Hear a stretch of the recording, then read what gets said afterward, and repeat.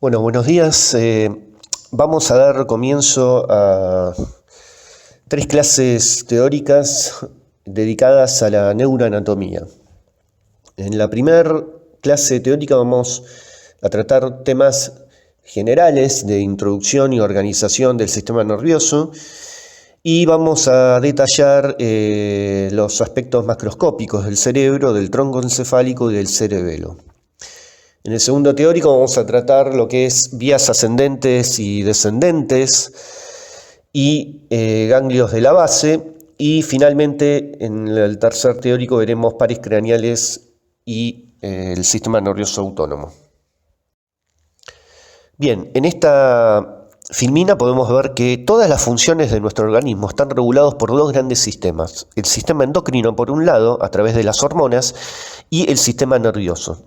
El sistema endocrino produce más una regulación a largo plazo y en el tiempo, mientras que el sistema nervioso tiene una regulación a corto tiempo, ¿sí? Es más rápida para regular las diferentes funciones de nuestro cuerpo, ¿sí? El sistema nervioso, como sistema integrador, ¿sí?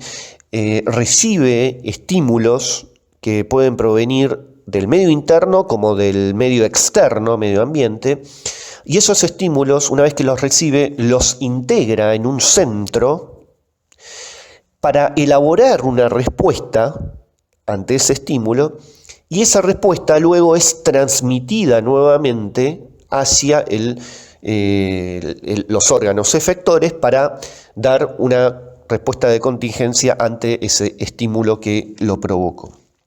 Como vemos en la figura de abajo, ¿sí? Un estímulo sensitivo en el lado izquierdo, ya sea exterior o interior, es canalizado a través de una vía aferente, ¿sí? Que transmite ese estímulo hacia una porción central, ¿sí? Hacia un centro integrador del sistema nervioso, que tiene la función de integrar, ¿sí? Ese estímulo que percibe y generar una respuesta, ¿sí?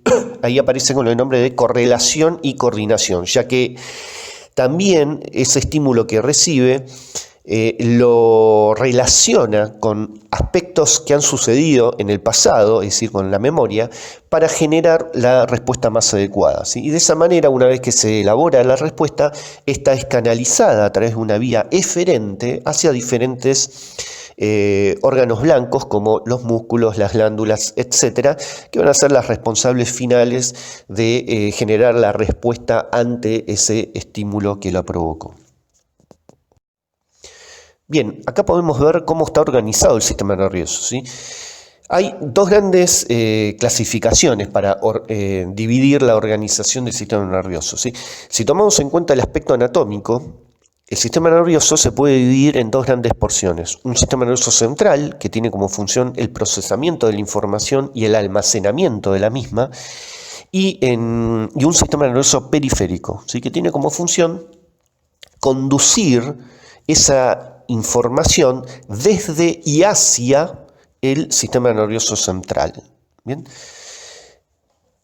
Por otra parte, uno puede clasificar al sistema nervioso desde un punto de vista funcional, ¿sí? Y de esa manera tenemos un sistema nervioso autónomo y un sistema nervioso somático. El sistema nervioso autónomo es involuntario, ¿sí? Y regula todas las funciones, ¿sí? Que no pueden ser controladas por nuestra voluntad, como por ejemplo, ¿sí? La contracción de la vesícula biliar. Mientras que el sistema nervioso somático está sujeto al control voluntario. Bien, acá podemos ver, siguiendo la clasificación anatómica que nombramos anteriormente, el sistema nervioso central, ¿sí? Está compuesto por dos grandes estructuras, el encéfalo y la médula espinal. Cuando decimos encéfalo, estamos hablando, ¿sí? De tres estructuras muy importantes que son el cerebro, que a su vez está conformado por los hemisferios cerebrales y el diencéfalo, el cerebelo y el tronco del encéfalo, ¿sí? El tronco del encéfalo, a su vez, está formado por la unión de mesencéfalo, protuberancia y bulbo raquídeo. Todas estas estructuras, ¿sí? Que nombramos y que conforman el encéfalo como la médula espinal, están suspendidos en un líquido que le brinda amortiguamiento, que es el líquido cefalorraquídeo, ¿sí? Ese líquido cefalorraquídeo, a su vez, está envuelto, ¿sí?, en tres membranas, está cubierto por tres membranas protectoras que se denominan meninges. Esas tres membranas se denominan de adentro hacia afuera pía madre, aracnoides y dura madre, ¿sí? La dura madre también se denomina paquimeninge, porque viene de, que es la más dura de esas tres capas, y las dos internas, pía madre y aracnoides, en su conjunto también se denominan leptomeninges, ¿sí? A su vez, todas estas estructuras están protegidas por estructuras óseas, para el caso del encéfalo, el cráneo, y para el caso de la médula espinal, la columna vertebral. Fíjense en la imagen de la derecha, ¿sí?, que el encéfalo embriológicamente, proviene de tres vesículas cerebrales que están marcadas en verde, que son el prosencéfalo, el mesencéfalo y el romboencéfalo, ¿sí? El prosencéfalo es el que va a dar origen posteriormente a el telencéfalo y el diencéfalo, y a su vez el tenencéfalo es el que va a dar origen a los hemisferios cerebrales, y el diencéfalo es la parte media del cerebro. Los hemisferios cerebrales se ubican a los laterales y en el medio, en la porción media, se encuentra el diencéfalo, ¿sí? Después vamos a ver que el diencéfalo, ¿sí?, está formado principalmente por el tálamo y el hipotálamo, principalmente. La vesícula cerebral mesencefálica va a dar origen posteriormente al mesencéfalo, propiamente dicho, mientras que el romboencéfalo da origen a otras dos estructuras con el desarrollo que se denominan metencéfalo y mielencéfalo.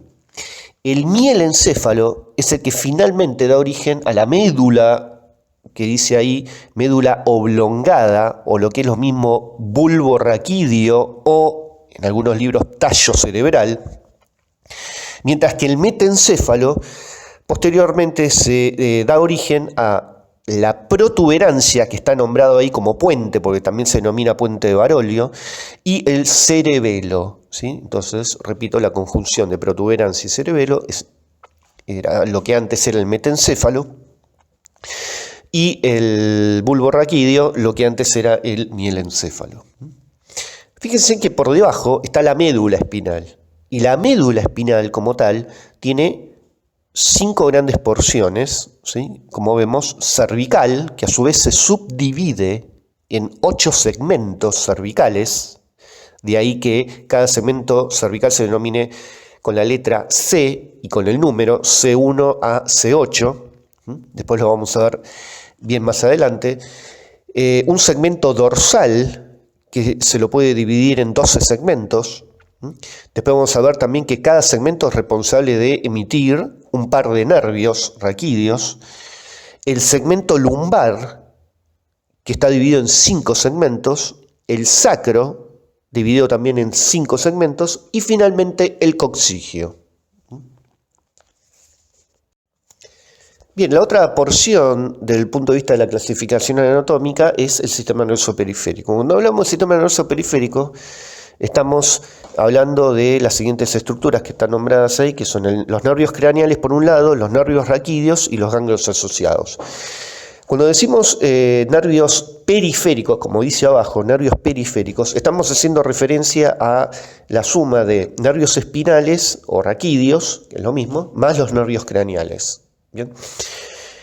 Los nervios craneales son 12, se originan en el encéfalo, principalmente en el tronco encefálico, excepto el primer y segundo par, que lo vamos a ver en el teórico de pares craneales, ¿sí?, el olfatorio y el óptico. Estos nervios, ¿sí?, para salir del sistema nervioso central, del compartimento óseo, atraviesan los denominados agujeros craneales que posee el cráneo. Los nervios raquídeos, por su parte, son 31 pares y se originan de la médula espinal. ¿Sí? Ya habíamos visto en la diapositiva anterior, ¿sí?, que habían 5 grandes segmentos de la médula espinal, ¿sí?, cervical, dorsal, lumbar, sacro y coxigio, y que cada segmento estaba dividido en segmentos. Cada sección estaba dividida en segmentos, ¿sí? Si uno suma todos esos segmentos, ¿sí?, obtiene los 31 pares de nervios craneales, de nervios raquídeos, o nervios espinales. Entonces, el origen de estos nervios raquídeos es en la médula espinal, y para salir de ese compartimento central atraviesan la cubierta ósea, que es la columna vertebral, utilizando los agujeros intervertebrales, ¿sí? Podemos ver adelante que los agujeros intervertebrales se forman, ¿sí?, en la coyuntura, en la unión de dos vértebras contiguas. La otra estructura que involucra el sistema nervioso periférico son los ganglios asociados, ¿sí?, que son estructuras que contienen cuerpos neuronales, ¿sí?, que forman parte de los nervios espinales, craneales y autónomos. ¿Sí? Acá se suman también los nervios autonómicos, ¿sí?, que después vamos a ver también en el teórico de sistema nervioso autónomo. Todos estos nervios se forman a partir de un conjunto de axones, como vemos en la imagen de la derecha.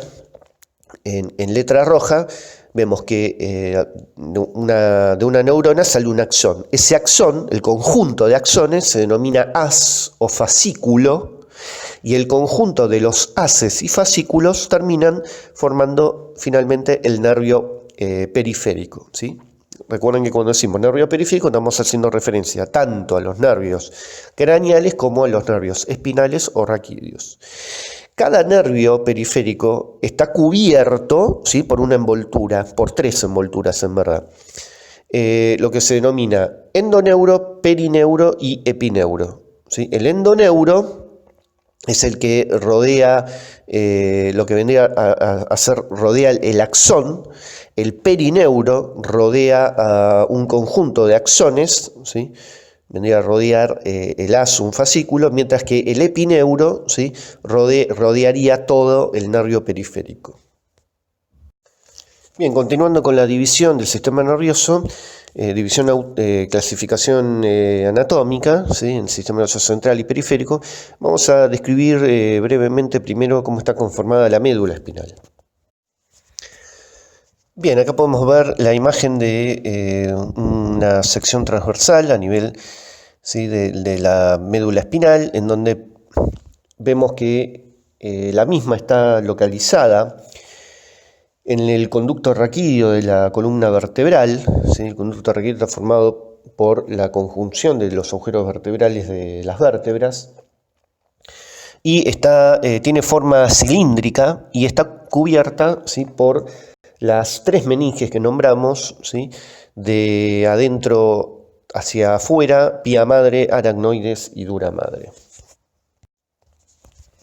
Bien, en cuanto a los límites de la médula espinal, podemos decir que el límite superior lo conforma el foramen magno. Ahí lo estamos viendo recuadrado en rojo. El foramen magno del cráneo, del hueso occipital.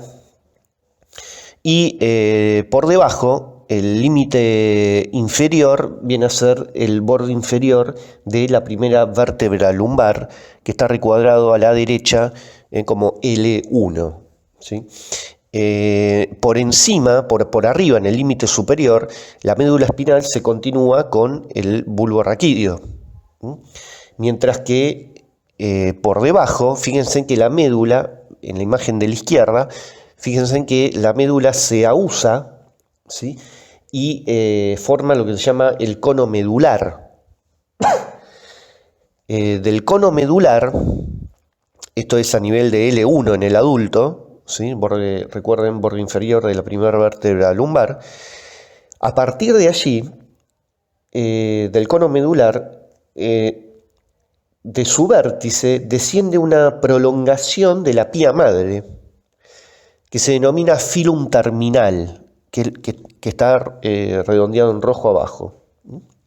Ese filum terminal, que es una extensión de la pía madre, se fija en la superficie posterior del coxis y de esa manera le da, ¿sí?, un punto de fijación inferior a la médula. Bien. Recordemos que, como dijimos anteriormente, la médula está rodeada de las tres cubiertas, ¿sí?, de la pía madre, aracnoides y dura madre, ¿sí? Y entre la pía madre y la aracnoides se encuentra un espacio, que es el espacio subaracnoideo, que es el que contiene el líquido cefalorraquídeo que habíamos nombrado en las primeras diapositivas. ¿Bien? Fíjense en la imagen de la derecha también que de la médula espinal nacen los 31 pares de nervios raquídeos que dijimos, ¿sí? Fíjense en los segmentos cervicales, están los primeros 8 pares de nervios, luego los 12 dorsales, ahí tenemos 20, los 5 lumbares y los 5 sacros, tenemos otros 10, tenemos 30, y el último coccigio, ¿sí?, formando los 31 pares de nervio. Como la extensión de la columna vertebral en el adulto supera la longitud de la médula espinal, se dice que la médula espinal en el adulto ocupa las 2/3 partes superiores de la columna vertebral. ¿Bien? En cambio, en el niño, ¿sí?, dadas sus proporciones, la médula espinal, ¿sí?, termina en el límite inferior, termina en el borde superior de la tercera vértebra lumbar, como indica la imagen de la izquierda, ¿sí? Entonces podemos ver la comparación de dónde termina el cono medular en el niño y dónde en el adulto.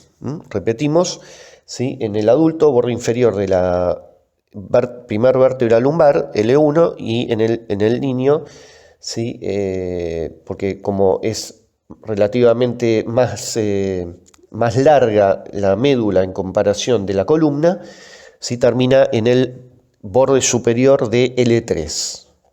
¿Ok? Fíjense que volvemos al adulto, la imagen que está en el medio, fíjense que ahí vemos que el cono medular, ¿sí?, termina en L1, ¿sí?, y de ahí surge, ¿sí?, la extensión esta que les nombraba de la pía madre, que era el filum terminal, ¿sí?, y cómo se pega en la cara posterior del coxis. Ahora bien, el espacio subaracnoideo, como dice ahí, que está relleno de líquido cefalorraquídeo, se prolonga, se extiende más allá del cono medular. ¿Bien? Y continúa, ¿sí?, hasta la segunda vértebra sacra, borde inferior de la segunda vértebra sacra.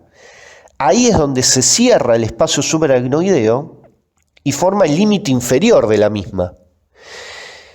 Esa zona en donde se cierra el espacio subaracnoideo por el límite inferior se denomina fondo de saco dural, ¿sí? O sea que el fondo de saco dural, ¿sí?, está ubicado en la última porción del espacio subaracnoideo, en el límite inferior, ¿sí?, a nivel de la segunda vértebra sacra. ¿Bien? Más específicamente, el fondo de saco dural termina en el borde inferior de S2. Ahí es donde termina el espacio subaracnoideo, ese sería el límite inferior. Bien, acá en esta imagen podemos ver la estructura de la médula espinal, ¿sí? Esto es un corte transversal, donde podemos ver el aspecto macroscópico de la misma, ¿sí?, en donde claramente vemos que la sustancia gris tiene ubicación central y la sustancia blanca tiene una ubicación periférica, ¿sí? Empecemos por la imagen que está a la izquierda. La sustancia gris es central y tiene forma de H, con lo que se denomina astas anteriores grises y astas posteriores grises. Periféricamente está rodeado de sustancia blanca, ¿sí?, periférica, que fíjense en que está subdividido a su vez en 3 columnas: columna blanca posterior, columna blanca anterior y columna blanca lateral, ¿sí? Empecemos por la sustancia gris, ¿sí? Dijimos que la sustancia gris tenía la letra DH y estaba formado por una columna gris anterior o asta gris anterior y una columna gris posterior, ¿sí? Una a cada lado, ¿sí? O sea, dos astas grises anteriores y dos astas grises posteriores. Estas astas están unidas en la línea media a través de una comisura que se denomina comisura gris, que está ahí subrayado también en celeste. Bien. La comisura gris contiene en su interior un agujerito que ven ahí que se denomina canal central o conducto ependimario, ¿sí? Ese conducto ependimario está recubierto de un epitelio cúbico acilíndrico ciliado, ¿sí? Y en su interior tiene líquido cefalorraquídeo también.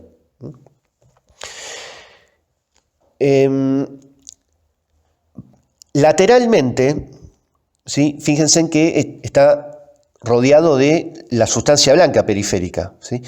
Entre los dos astas grises posteriores, ¿sí? Vemos que hay columnas blancas posteriores, ¿sí? Una a la derecha y una a la izquierda, a ambos lados de la línea media.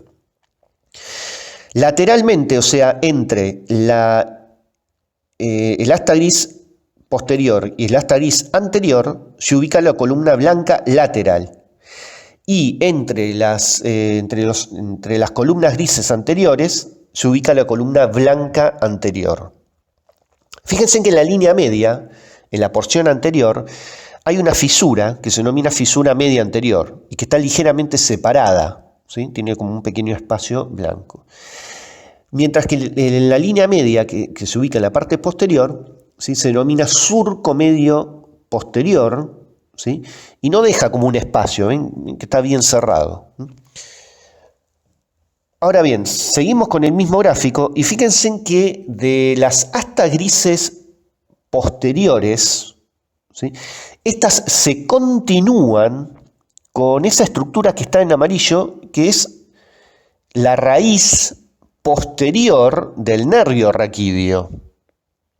Fíjense que la raíz posterior tiene un ensanchamiento en su nacimiento, en donde se ubica el ganglio espinal, como dice ahí. Ganglio espinal, ganglio raquídeo o ganglio anexo a la raíz dorsal. Bien, fíjense, vamos a la imagen que está a la derecha, hacia arriba, y vemos que el conjunto, ¿sí? de fibras que nacen de las astas grises posteriores, ¿sí? Conforman la raíz posterior, ¿sí? Que va a formar finalmente al nervio raquídeo. De la parte anterior, es decir, del asta gris anterior de la médula espinal, ¿sí? También nacen una serie de fibras que se unen y forman la raíz anterior, ¿sí? La raíz anterior del nervio raquídeo. Fíjense que en la imagen de la derecha arriba dice que la raíz posterior contiene información sensitiva. Todos los nervios, todas las fibras, ¿sí? que conforman esa raíz tienen información sensitiva. Bien, y lo que van a hacer es transmitir la información hacia la médula espinal. Mientras que la raíz anterior, fíjense que dice que es motora, transmite información motora desde la médula espinal hacia el nervio raquídeo. Una vez, ¿sí? que se forma el nervio raquídeo mediante la unión de la raíz posterior y la raíz anterior, ¿sí? se forma ese nervio raquídeo que contiene ambas informaciones. Ahí ya se mezclan, ¿sí? la información sensitiva y motora. Y fíjense en la imagen que está debajo, a la derecha abajo, recuadrado en verde, que apenas se forma el nervio raquídeo, da origen a dos ramas. Una rama posterior finita, no confundir raíz posterior con rama posterior. La rama posterior del nervio raquídeo se dirige hacia atrás y da origen se encarga, mejor dicho, de la inervación de la cara posterior de nuestro cuerpo.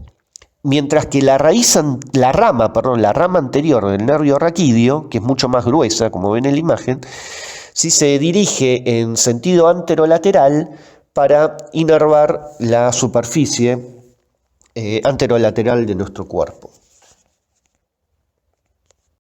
Bien, habíamos nombrado anteriormente que el nervio raquídeo apenas se formaba, ¿sí? Salía de esa estructura ósea que la protegía a la médula espinal, que era la columna vertebral. ¿Por dónde sale? Por los agujeros intervertebrales. Acá podemos ver la imagen claramente, ¿sí? Que mediante la conjunción, ¿sí?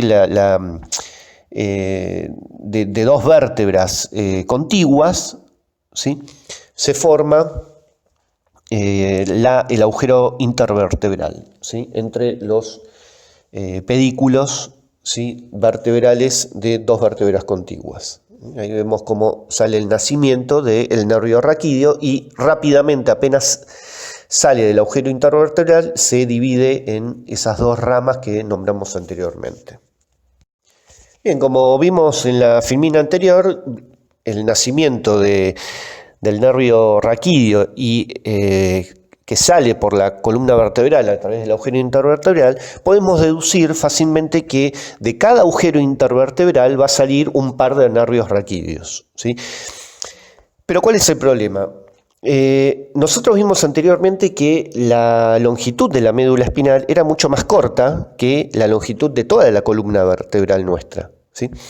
De ahí que, fíjense en que luego de los primeros 6-7 segmentos dorsales de la médula espinal, la trayectoria que tienen que realizar las raíces anteriores y posteriores que van a formar el nervio raquídeo se van prolongando cada vez más hacia abajo en busca del agujero intervertebral que le corresponde, ¿sí? Fíjense acá en la imagen, ¿sí? En la parte superior, que vemos que los primeros niveles cervicales, ¿sí? Las raíces anteriores y posteriores que dan origen al nervio prácticamente son horizontales. Pero fíjense que en la porción lumbar baja, fíjense ahí donde dice L5, las raíces anteriores y posteriores que dan origen al nervio raquídeo a ese nivel, fíjense que tiene una trayectoria prácticamente no horizontal sino vertical, claro, porque el origen de las fibras nerviosas de esas raíces corresponden al segmento lumbar, pero de la médula espinal, que quedó más corta comparada con la longitud de la columna, ¿sí? De ahí que para buscar su correspondiente agujero intervertebral, ¿sí? Tienen que hacer una trayectoria cada vez más verticalizada a medida que vamos descendiendo en los niveles de la columna vertebral, ¿sí? De esa manera, como vamos a ver más adelante, por debajo del cono medular, es decir, el límite inferior de la médula espinal, solamente vamos a encontrar las raíces anteriores y posteriores, ¿sí? De los nervios raquídeos de los segmentos más bajos, ¿sí? Acá podemos ver la imagen que hacíamos referencia. Fíjense en que tenemos el cono medular, arriba a la derecha está subrayado, cono medular, y por debajo del cono, fíjense en que tenemos toda una serie de raíces, ¿sí? Prolongaciones, raíces anteriores y posteriores de los nervios raquídeos, está remarcado ahí en celeste, que van a formar esa estructura, ¿sí? Que se denomina cola de caballo. O sea que la cola de caballo, ¿sí? No es nada más y nada menos que el conjunto de raíces anteriores y posteriores de los nervios raquídeos, de los segmentos más bajos de la médula espinal, que van en busca de su correspondiente agujero intervertebral. ¿Bien? Esta cola de caballo obviamente va a estar inmersa en el líquido cefalorraquídeo, ¿sí? Del espacio subaracnoideo. Recordemos que acá también está la prolongación, ¿sí? De la pía madre posterior a la formación del cono medular. Bien, acá surge también un poco la importancia de conocer la neuroanatomía, ya que con el paso del tiempo, con el envejecimiento, ¿sí? El núcleo pulposo, ¿sí? del disco intervertebral protuye hacia el exterior, venciendo el anillo fibroso del disco intervertebral, haciendo que esa protusión comprima la raíz anterior o posterior, ¿sí? de algún nervio raquídeo. En esta otra imagen podemos ver cómo la protusión de ese núcleo pulposo, ¿sí? del disco intervertebral, esto es lo que se denomina hernia de disco, ¿sí? son más frecuentes principalmente a nivel lumbar, ¿sí? ya que en esas zonas es donde más desgaste sufren los discos intervertebrales, ¿sí? con el paso del tiempo. Y esa protusión, fíjense en cómo puede sobresalir, ¿sí? hacia donde se encuentran ubicadas las raíces anteriores y posteriores, comprimiendo alguna de ellas, generando la sintomatología clásica, ¿sí? de la hernia de disco, ¿sí? causante de este dolor que se denomina cuadro clínico denominado como lumbalgia, ¿sí? Otra importancia del impacto clínico que tiene conocer la neuroanatomía, ¿sí? de la médula espinal es en los casos en que se tiene que hacer un estudio del líquido cefalorraquídeo, ya sea porque la persona tiene algún tipo de enfermedad que amerite el estudio de la misma, ¿sí? qué sé yo, enfermedad autoinmune, infecciosa, etc. ¿sí? Y en ese sentido, para no lesionar la estructura medular, sabiendo que en el adulto el cono medular, es decir, el límite inferior de la médula espinal, termina, ¿sí? en el borde inferior de L1, ¿sí? una punción a nivel, como está en la figura, en el espacio intervertebral entre L3 y L4, asegura, ¿sí? que no estamos a nivel de la médula espinal y por lo tanto, ¿sí? solamente tenemos la cola de caballo, y por lo tanto tenemos menos riesgo de lesionar a la médula o alguna estructura nerviosa. ¿Bien?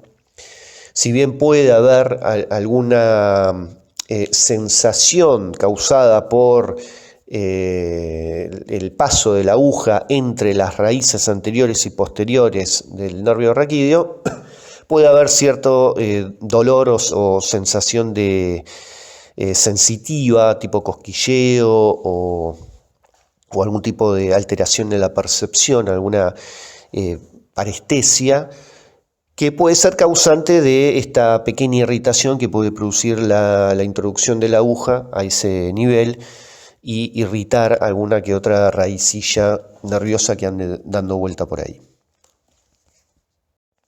Bien, ya hicimos una breve introducción de la médula espinal, vamos a hacer una breve introducción ahora del encéfalo.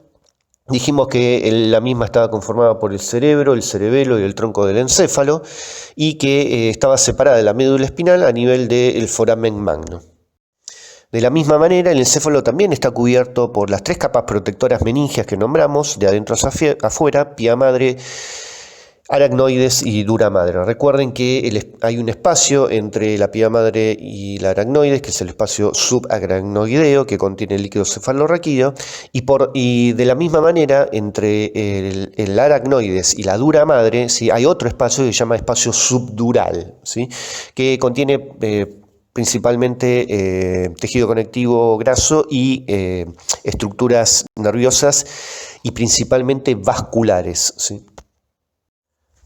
En esta imagen podemos ver un corte sagital del encéfalo que muestra la superficie medial de la misma, con todas las estructuras que la componen, algunas de las cuales están subrayadas, que son de destacar, como el tálamo y el hipotálamo, que forman dos de las estructuras más prominentes del diencéfalo, que es la porción central del cerebro, y por debajo se continúa por el tallo encefálico, de los cuales se encuentra subrayado, como vemos ahí, la cavidad del cuarto ventrículo, ¿sí? que se encuentra en la cara posterior, ¿sí? Del tallo encefálico y forma parte también del techo del cerebelo, como podemos ver también en la imagen, ¿sí?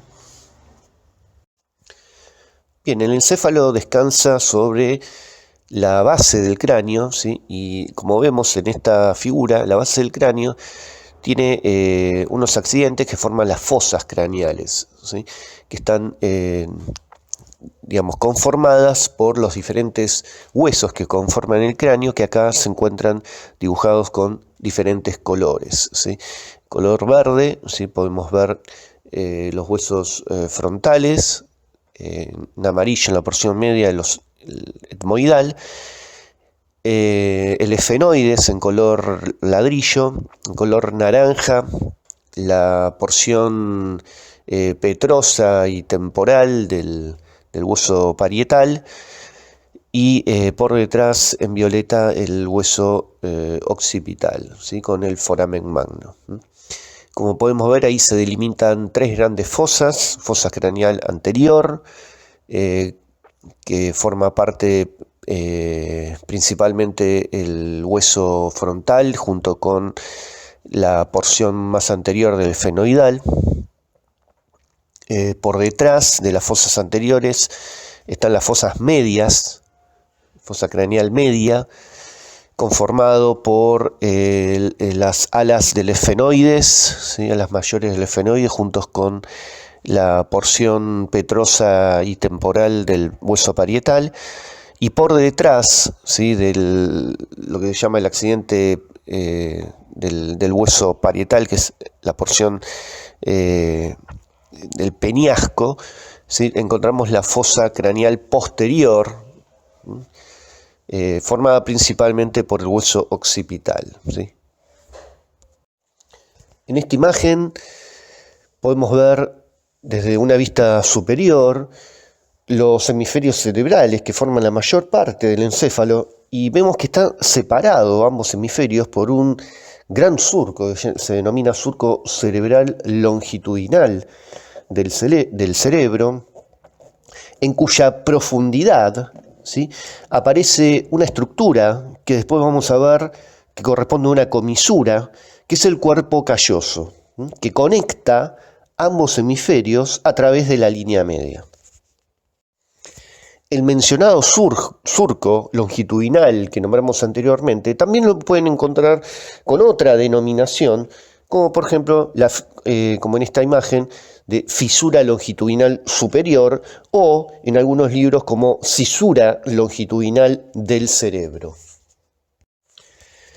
En esta cisura o surco aparece un pliegue de la dura madre en forma de hoz que se denomina hoz del cerebro, ¿sí?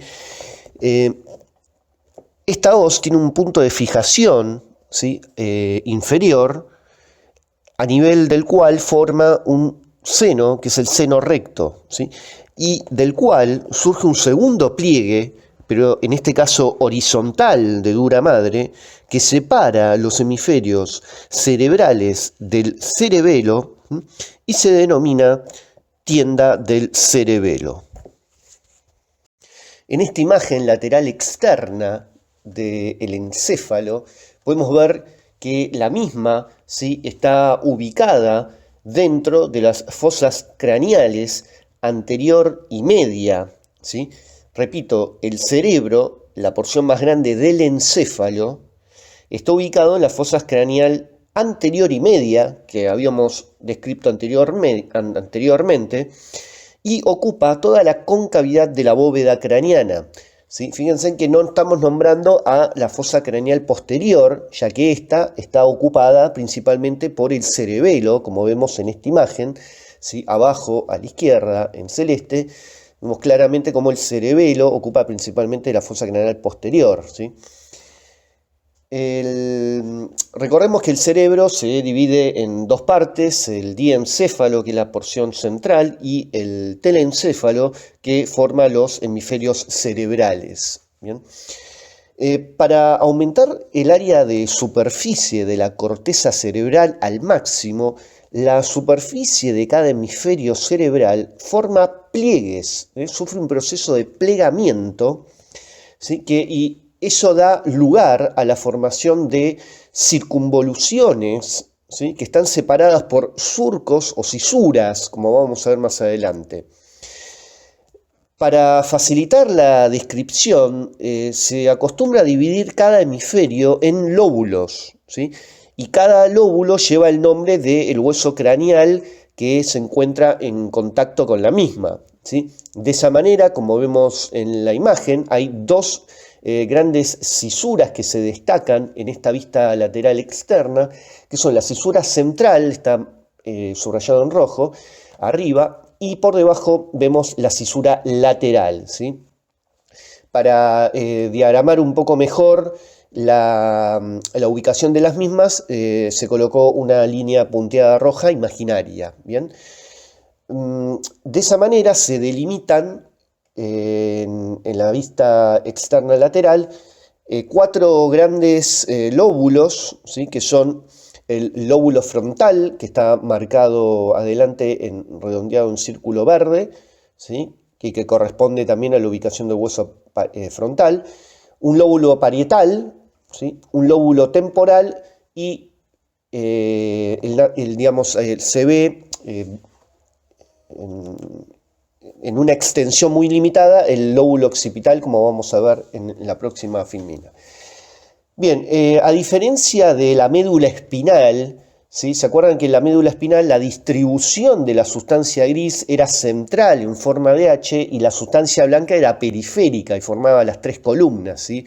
Posterior, lateral y anterior, ¿sí? Bueno, en este caso, en el caso del cerebro, la sustancia gris, la ubicación de la sustancia gris y blanca está invertida, es decir, la sustancia gris es periférica, es decir, que se encuentra en la corteza, en la superficie de la corteza cerebral, y la sustancia blanca es interna, ¿bien? Aún así, en cada hemisferio, especialmente la porción central, ¿sí? De cada hemisferio cerebral, hay un grupo de masas de sustancia grises, ¿sí? Que forman, ¿sí? Los núcleos del cráneo, o después vamos a ver más adelante, muy importante, ya que ahí se encuentran los ganglios de la base, ¿sí? Los núcleos de la base. Bien, como dijimos anteriormente, podemos ver en esta figura, ¿sí? Que, como habíamos dicho, ¿se acuerdan que dijimos que para aumentar la superficie de la corteza, la misma se plegaba, ¿sí? Sobre sí misma, formando circunvoluciones? Esas circunvoluciones están divididas por surcos. Cuando un surco es muy amplio, es muy grande en cuanto a longitud, se denomina cisuras, ¿sí? O sea que las cisuras son como grandes surcos. En esta vista lateral externa derecha podemos ver, es derecha porque lo que está en esta imagen a nuestra derecha es anterior y lo que está a la izquierda de nuestra parte es posterior, ¿sí? Las cisuras que se ven en esta vista son 3, ¿sí? Que son la cisura central de Rolando, ahí arriba, una lateral, que es la cisura lateral o de Silvio, y una prolongación, no sé si la llegan a ver, una prolongación imaginaria, que en verdad es una muesca en esta vista lateral externa derecha, que es la cisura perpendicular externa, ¿sí? La prolongación es esa línea punteada, ¿sí? Que se dirige al lóbulo temporal, ¿sí? De esa manera quedan delimitados 4 lóbulos, ¿sí? En esta cara externa: lóbulo frontal, parietal, temporal y occipital. Esta es una vista, pero medial, ¿sí? Del hemisferio, en donde podemos ver que hay una proyección, hay una muesca que hace la cisura central o de Rolando en la vista medial, ¿sí? La prolongación imaginaria, haciendo la línea imaginaria, ¿sí? Nos permite separar el lóbulo frontal del parietal. Acá sí, en esta vista medial, vemos bien la cisura perpendicular, ¿sí? Pero como es del lado medial, se llama cisura perpendicular interna, ¿sí? La continuación en la cara externa de esta cisura perpendicular interna se denomina cisura perpendicular externa, que era la que habíamos visto en la filmina anterior. Y acá se suma una nueva cisura, que es la cisura calcarina. Fíjense que la cisura calcarina está en en pleno lóbulo occipital, ¿sí? No separa dos lóbulos entre sí, sino que está dentro del lóbulo occipital. ¿Bien? De esa manera quedan delimitados, ¿sí? También 4 lóbulos. Fíjense en que hay otra línea imaginaria que es paralela a la cisura calcarina y nace cuando termina la cisura perpendicular interna, ¿sí? De esa manera también tenemos los 4 lóbulos: lóbulo frontal, parietal, occipital y temporal. Si bien dijimos en la diapositiva, en las diapositivas anteriores, que en la cara externa, en la lateral externa derecha que habíamos visto, que vimos 4 lóbulos, ¿sí? En verdad, teóricamente hay 5 lóbulos, ¿sí? En una vista externa, porque cuando uno separa, ¿sí?, los labios de la cisura lateral de Silvio, aparece un 5.º lóbulo, ¿sí?, que está metido adentro de esa cisura lateral o de Silvio, que es el lóbulo de la ínsula que aparece ahí. ¿Bien? O sea que en verdad, en una vista externa, si bien uno ve 4 a simple vista, ¿sí?, son 5 lóbulos cuando uno separa la cisura lateral o de Silvio. Si nos ponemos a detallar el lóbulo frontal, podemos ver que la misma, habíamos dicho que estaba delimitado hacia atrás por la cisura central o de Rolando, ¿no? La cisura central o de Rolando. O sea que por delante de la cisura central tenemos el lóbulo frontal. Fíjense que el lóbulo frontal está dividido en 4 grandes circunvoluciones porque hay 3 surcos adicionales. El primer surco es el surco precentral, que es esa línea amarilla punteada que corre paralelo a la cisura central. Ese es el surco precentral. Es decir, que entre el surco precentral y la cisura central hay una circunvolución. Del surco precentral surge en forma perpendicular 2 surcos más, el surco frontal superior y el surco frontal inferior. Tengan en cuenta estos 3 surcos junto con la cisura central, y en la próxima filmina vamos a ver cómo se constituyen las circunvoluciones. Bien, y aquí podemos ver cómo la presencia de esos surcos, ¿sí?, que están marcados acá en amarillo, ¿sí?, divide al lóbulo frontal en 4 grandes circunvoluciones, ¿sí? Tengan en cuenta también que hay que tener en consideración la cisura de Rolando por detrás y la cisura de Silvio por debajo. De esa manera queda delimitado la circunvolución frontal ascendente, que está ahí subrayada en verde, que está entre la cisura de Rolando y el surco precentral, y posteriormente tenemos las otras 4 circunvoluciones delimitadas por el surco precentral y el surco frontal superior e inferior, que son la circunvolución frontal superior, circunvolución frontal media y circunvolución frontal inferior. Ahora ustedes se preguntarán por qué es importante conocer todos estos surcos y circunvoluciones. Bueno, después vamos a ver más adelante los aspectos funcionales que corresponden a la división anatómica, ¿sí?, del cerebro. Y vamos a ver que la circunvolución precentral, ¿sí?, ahí es donde subyace principalmente la llamada zona motora primaria, ¿sí?, que es la encargada, ¿sí?, de elaborar, ¿sí?, mejor dicho, de ejecutar el plan motor, ¿sí?, que va a llevar a cabo los movimientos voluntarios. Por otra parte, en la circunvolución frontal inferior se encuentra el centro del habla, que es lo que me permite ahora, ¿sí?, ejecutar los movimientos musculares para producir la voz. Siguiendo la misma analogía que lo hicimos con el lóbulo frontal, vamos ahora a detallar qué es lo que sucede en el lóbulo temporal, ¿sí? El lóbulo temporal, ¿sí?, está dividido por 2 surcos que están marcados ahí en rojo. Recuerden que el lóbulo temporal está por debajo de la cisura lateral de Silvio, recuadrado ahí en verde. Paralelo a la cisura lateral encontramos el primer surco, que es el surco temporal superior, y por debajo del mismo, en forma paralela, corre el surco temporal medio. De esa manera quedan delimitadas en el lóbulo temporal 3 circunvoluciones que están remarcadas en rojo. Entre la cisura lateral por arriba y por debajo, la cisura temporal, el surco temporal superior, ¿sí?, tenemos la circunvolución temporal superior. Paralelamente por debajo corre la circunvolución temporal media, ¿sí?, que estaría entre el surco temporal superior y el surco temporal medio, y por debajo del surco temporal medio corre la circunvolución temporal inferior, ¿sí?, que esta después vamos a ver se continúa en la cara inferior, ¿sí?, del cerebro. ¿Por qué es importante saber esto? Porque como ejemplo acá ponemos que en la circunvolución temporal superior, ¿sí?, subyace lo que se denomina la corteza auditiva, que es lo que les permite a ustedes ahora estar escuchando mi voz.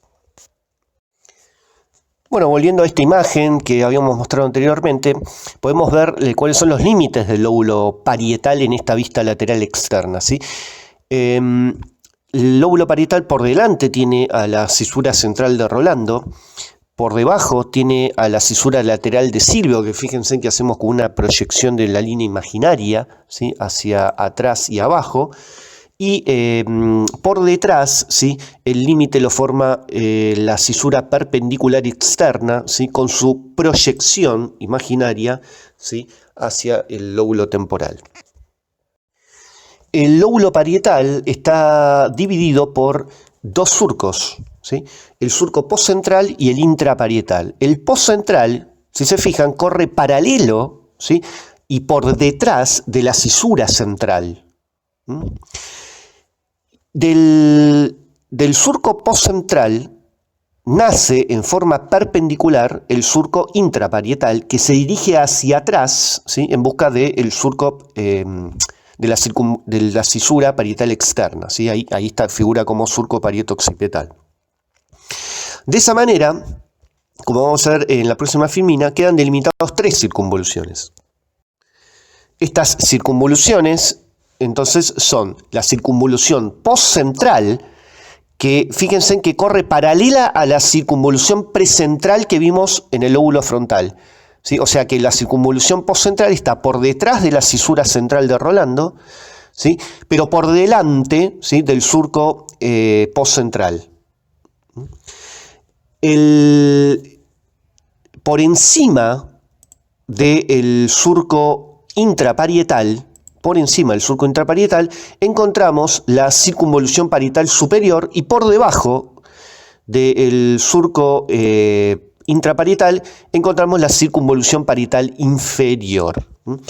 ¿Por qué es importante saber esto? Porque vemos que en la circunvolución postcentral reside la zona sensitiva primaria, principalmente, ¿sí? Cuando generalmente nombramos que acá reside la zona es porque gran parte, ¿sí?, de las neuronas que procesan esa información se encuentran en esa zona, ¿sí?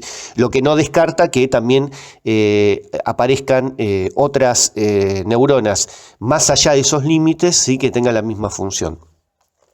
Pero bueno, en la circunvolución postcentral es donde reside principalmente la zona sensitiva primaria, que es la que nos permite, ¿sí?, hacer consciente la sensibilidad ante diferentes estímulos. Y en la circunvolución parietal inferior, ¿sí?, es un centro de asociación auditivo-visual.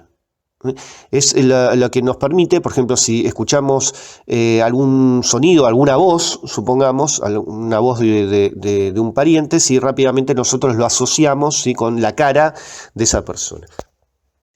Bien, del lóbulo occipital, que es lo que nos queda por describir en la vista lateral externa, mucho no vamos a decir porque es mínimo lo que se observa en esta vista, ¿sí?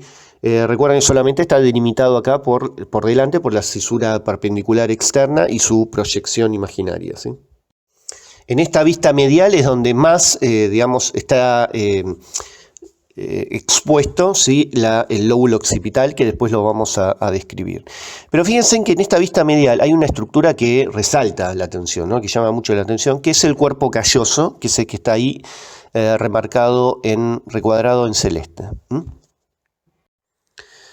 Este cuerpo calloso, fíjense que tiene 4 grandes porciones, ¿sí?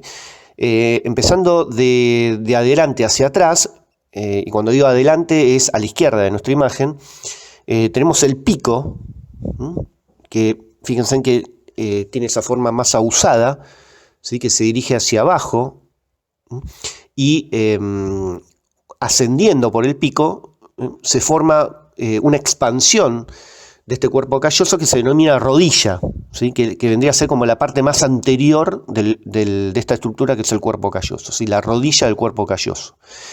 Esa rodilla luego se dirige hacia arriba y atrás, ¿sí? Se incurva y forma la mayor parte de esta estructura, que es el cuerpo calloso propiamente dicho.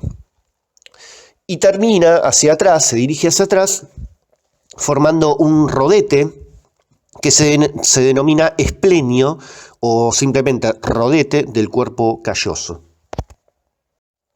Bien, ¿qué surcos y cisuras podemos ver en esta vista medial? Bueno, ya habíamos nombrado que en esta vista medial habían 3 grandes cisuras. Vamos a repasarlas, están en celeste. Es la cisura central, que recuerdan que era una muesca que hacía en esta cara interna del hemisferio cerebral. Por detrás estaba la cisura perpendicular interna y en forma perpendicular a la cisura perpendicular está la cisura calcarina. ¿Bien? ¿Qué surcos encontramos? Bueno, el primer surco a remarcar es el que rodea, está pegadito al cuerpo calloso. Si uno se fija, el límite superior del cuerpo calloso, ¿sí? Está delimitado por un surco que lleva su nombre, el surco calloso. En forma paralela al surco calloso hay otro surco, que es el surco del cíngulo, que está ahí nombrado, que está recuadrado en rojo. Surco del cíngulo. El surco del cíngulo, fíjense que cuando se dirige hacia la cisura central, emite una proyección, una rama que se dirige hacia arriba, que es el surco paracentral. Bien. Y abajo, en el lóbulo temporal, podemos ver que hay 2 surcos más que son importantes, que son el surco colateral, un poquito más arriba, y por debajo el surco occipito temporal. Bien, en esta otra imagen podemos ver con paciencia todas las circunvoluciones, ¿sí? Que se encuentran en la cara medial, ¿sí? Bueno, puse un par de numeritos en rojo para que me puedan seguir en la explicación, ya que acá hay muchas estructuras para nombrar. ¿Se acuerdan que habíamos visto el cuerpo calloso? Y por encima del cuerpo calloso, formando parte del límite superior, estaba el surco calloso. Y paralelamente estaba el surco del cíngulo, que está subrayado ahí en rojo, ¿no? Entre el surco calloso y el surco del cíngulo, y en forma paralela al cuerpo calloso y por encima de la misma, está la primera circunvolución marcada con número 1, que es la circunvolución del cíngulo. Fíjense que tiene prácticamente la misma forma del cuerpo calloso, nada más que corre paralelamente y por encima. Y está delimitado por esos 2 surcos que nombramos anteriormente. Hacia arriba, ¿se acuerdan que estaba el surco paracentral, que está ahí en recuadro rojo? Todo lo que está por delante del surco paracentral, ¿sí? Y por encima, obviamente, de la circunvolución del cíngulo, es lo que está con el número 2, que es circunvolución frontal medial. La circunvolución frontal medial, ¿sí? Esto forma parte de lo que se conoce con el nombre de lóbulo prefrontal. Por detrás del surco paracentral tenemos la tercera porción, la tercera circunvolución importante, que en verdad es como un pequeño lóbulo. Fíjense que dice lóbulo, ¿sí? Lóbulo paracentral. En él aparece la muesca de la cisura central de Rolando en esta vista medial. Por detrás del lóbulo paracentral encontramos una estructura que está con el número 4, que se denomina precunia, y por detrás de la precunia el número 5, que es la cunia.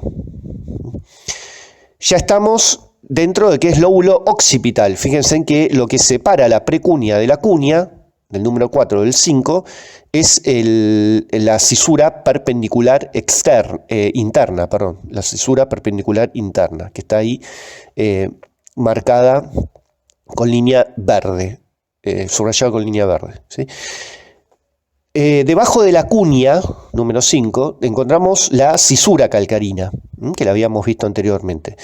En la cisura calcarina, mejor dicho, en los labios de la cisura calcarina, se encuentra la corteza visual, que es lo que les permite ahora mismo a ustedes poder ver esta imagen. Por debajo de la cisura calcarina está la sexta circunvolución, parte también del lóbulo occipital, que se denomina circunvolución de la língula, número 6. O sea que las dos circunvoluciones importantes del lóbulo occipital son la cuña y la circunvolución de la língula. Vamos a escribir ahora las circunvoluciones que nos queda, que es el 7, 8, 9 y 10, que están en el lóbulo temporal vista medial. ¿Bien? Acá podemos ver que por encima del surco colateral, que está ahí subrayado en rojo, tenemos una circunvolución, que es la circunvolución del parahipocampo, que forma parte del sistema límbico. Por debajo de la circunvolución del parahipocampo está la circunvolución occipitotemporal medial, ¿sí? O sea que estaría por debajo del surco colateral, pero por encima del surco occipitotemporal.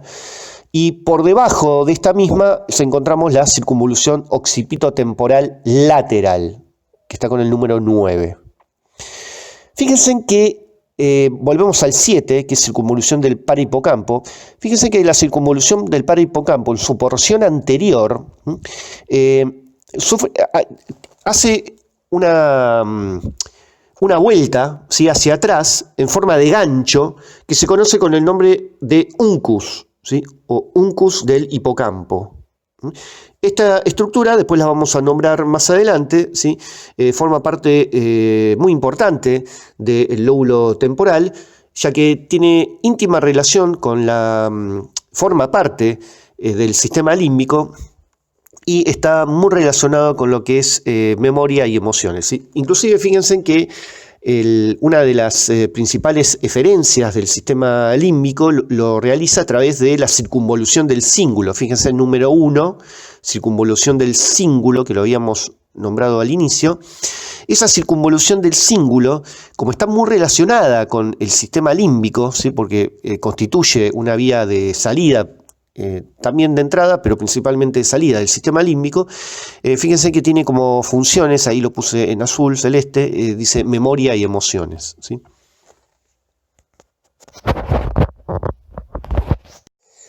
Bueno, por último, para ir terminando lo que es la descripción macroscópica en cuanto a vista externa del cerebro, vemos la vista inferior de la misma. Y acá podemos ver dos lóbulos en una vista inferior, el lóbulo orbitario y el lóbulo temporo-occipital. Si decimos temporo-occipital es porque está formado por parte del lóbulo temporal y el occipital. El lóbulo orbitario vendría a ser la cara inferior, ¿sí?, del frontal, ¿sí? Fíjense que ambos lóbulos, orbitario y temporo-occipital, están separados nuevamente por la cisura, ¿sí?, lateral de Silvio. Si empezamos con el lóbulo orbitario, ¿sí?, podemos ver que este lóbulo, ¿sí?, está dividido en dos grandes porciones por la presencia de esa estructura que llama mucho la atención, que está en color amarillo, ¿sí?, que es el bulbo olfatorio, recuadrado ahí en rojo, bulbo olfatorio, y el tracto olfatorio, ¿sí?, por debajo. Bien, tanto el bulbo como el tracto olfatorio descansan, ¿sí?, en el lóbulo orbitario en un surco que es el surco olfatorio. ¿Sí? Surco olfatorio. ¿Sí? El surco olfatorio es como que divide el lóbulo orbitario en dos porciones. Una porción medial, que es la circunvolución recta, que está marcado ahí en violeta, y lateralmente tenemos un montón de circunvoluciones orbitarias que a su vez están subdivididas por surcos de menor tamaño. Bien, si nos vamos al lóbulo temporo-occipital abajo, podemos ver dos grandes surcos que están recuadrados en celestes, ¿sí? Que son los mismos que habíamos visto en la cara medial, si se fijan. Yendo del lado medial hacia lateral, primero aparece el surco colateral, ¿sí? El lado más interno, y lateralmente el surco occipitotemporal. Y de esa manera se forman las circunvoluciones que habíamos visto anteriormente, ¿sí? ¿Se acuerdan de la circunvolución del parahipocampo? ¿Sí? Y lateralmente la circunvolución temporal inferior, ¿sí? Por debajo del surco occipitotemporal. Y podemos ver ahí también nuevamente el uncus, el gancho del hipocampo. Bien, pasamos ahora a la descripción de la estructura interna del cerebro. Este es un corte horizontal en donde vemos en un primer momento cómo está distribuida la sustancia gris y la sustancia blanca, ¿sí? De los hemisferios cerebrales. ¿Sí? Como podemos ver, la sustancia gris cubre, ¿sí? La superficie de los hemisferios cerebrales, ¿sí? Es decir, la corteza cerebral, y en su interior, ¿sí? Por debajo está la sustancia blanca del cerebro, ¿sí? Está ahí remarcado en recuadro rojo. Inmerso en la sustancia blanca vemos una serie de masas, ¿sí? De sustancia gris que la vamos a describir más adelante. Por otra parte, aparecen unas cavidades, ¿sí? En cada hemisferio, que son los ventrículos laterales, ¿sí? Que vamos a describir a continuación. Bien, ¿qué podemos decir sobre la sustancia blanca? La sustancia blanca de los hemisferios cerebrales está compuesta por fibras nerviosas mielínicas de diferentes diámetros sostenidas por neuroglía. Estas fibras nerviosas pueden clasificarse en tres grandes grupos según sus conexiones, en fibras comisurales, fibras de asociación y fibras de proyección. Bien, en esta vista lateral, ¿sí? Del cerebro podemos ver cómo se ubicaría y qué forma adopta los ventrículos laterales. ¿Sí? Existen dos ventrículos laterales, uno en cada hemisferio cerebral. Cada ventrículo es una cavidad, ¿sí? Que tiene forma de C, como vemos ahí en la imagen, ¿sí? Y está revestida de epéndimo, ¿sí? Y está llena de líquido cefalorraquídeo. El ventrículo lateral, como vemos ahí, se puede dividir en cuatro porciones, que son el cuerpo, que ocupa el lóbulo parietal, principalmente, y desde el cual se extienden los cuernos o astas anteriores, posteriores e inferiores, ¿sí?